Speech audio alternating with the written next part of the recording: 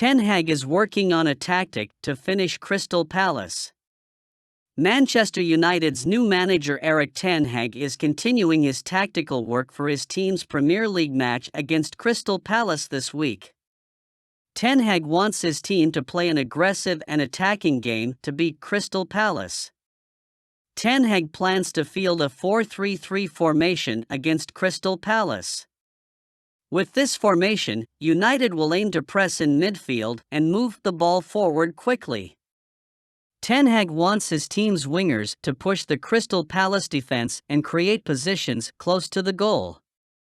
He also expects his team's strikers to capitalize on their positions and score goals.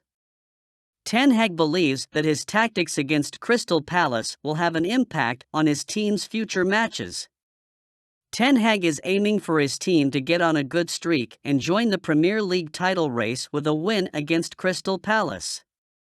In addition to Sofiane Amrabat and Casemiro, Ten Hag also wants Bruno Fernandes to play an active role for his team to put pressure in the midfield. Ten Hag also wants striker Rasmus Højlund to capitalize on positions and score goals. Ten Hag believes his team will perform well against Crystal Palace. Jaden Sancho reunion would be appealing for Borussia Dortmund, but there are reservations. The idea of reuniting with Manchester United attacker Jaden Sancho would be appealing for Borussia Dortmund, according to Sportbild. The England international is currently suspended by the Red Devils following his public outburst towards manager Erik Ten Hag after the Arsenal game. An apology from Sancho could help him reintegrate with the first-team squad, but the forward has shown no signs of remorse for his statement. It is now reported that the prospect of re-signing Sancho would be appealing for Dortmund as they are currently lacking a truly exceptional player. Karim Adeyemi is currently the marquee forward in the Dortmund ranks, but he has been out of form. Sportbild claimed Dortmund have indeed inquired about Sancho, but have also made the decision not to sign him due to financial and disciplinary reasons. The £39 million rated star has been linked with a possible January exit following his United exile. It was recently reported that Roma manager Jose Mourinho wants to sign the 23-year-old. A deal could be a temporary one if Sancho accepts a huge pay cut like Romelu Lukaku.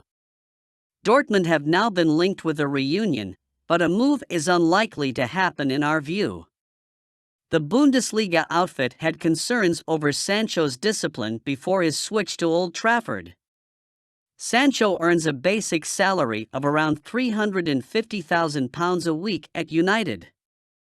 In comparison, Sebastian Haller is the highest-paid player at Dortmund at £183,000 a week after Marco Reus' pay cut.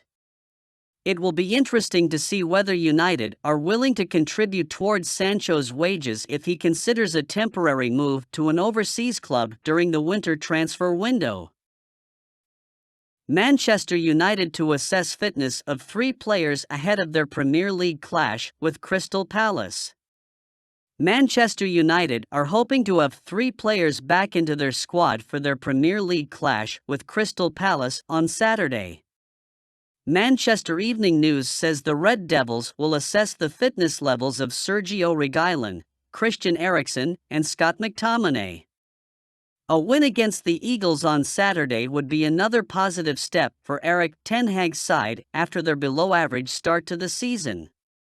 Luke Shaw and Tyrell Malacia remain long-term absentees and are nursing their respective injuries. This forced Man United to sign Reguilón on a season-long loan in the 11th hour of the summer transfer window. The fullback has enjoyed a promising start to his life at Old Trafford. He has been great going forward, but question marks remain over his defensive capabilities. If he is not fit for the game against the Eagles, Sofiane Amrabat could keep his place at left back.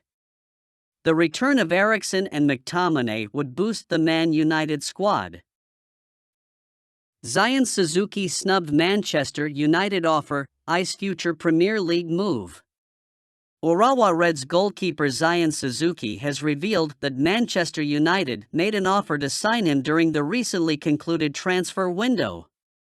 The Red Devils had a clear intention to sign Andre Onana as their first-choice goalkeeper this summer, but they wanted Suzuki as the deputy shotstopper. Talks were held with his representatives, but the Japan international was not keen on the transfer as he wanted the assurance of regular first-team football. In an interview relayed through Voetbal België, Suzuki revealed his ambition to play in the Premier League and confirmed the summer interest from United. The 21-year-old added that he wants to play regularly at any level and did not rule out the possibility of moving to the English top flight in the coming years. The Red Devils had a goalkeeper overhaul in the summer. Suzuki definitely has the potential to become an elite goalkeeper, and we won't be surprised if he ends up at another Premier League club soon. Daily Blind sends warning to Manchester United midfielder Donnie Van Deek. Girona defender Daily Blind has sent a warning to Manchester United midfielder Donnie Van Deek during an exclusive interview with The Athletic. Van Deek has been with the Red Devils for the past 3 seasons, but he has registered just 2 goals and 2 assists from 61 appearances in all competitions. The Dutchman is currently a fringe player in the squad, and when asked about him, Blind said that he is a real number 10, who can adapt to new positions if he gets time. The 33-year-old added that his former Ajax teammate has the quality to be a top player at United, but the club does not wait for anyone.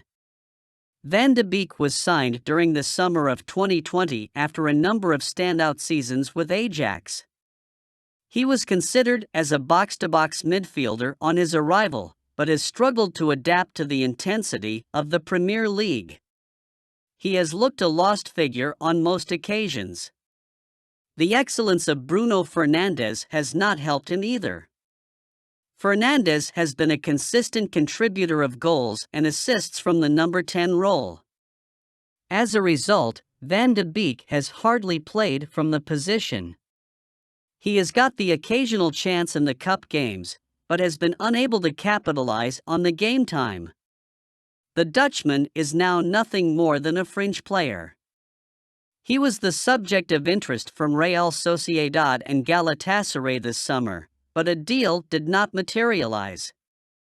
In our opinion, the midfielder could receive more proposals in January, considering he has now returned to full fitness after recovering from a long-term knee injury. United purchased him from Ajax for £35 million up front in 2020. It seemed a bargain at the time, but the Red Devils may struggle to recoup £10 to £15 million from a future sale.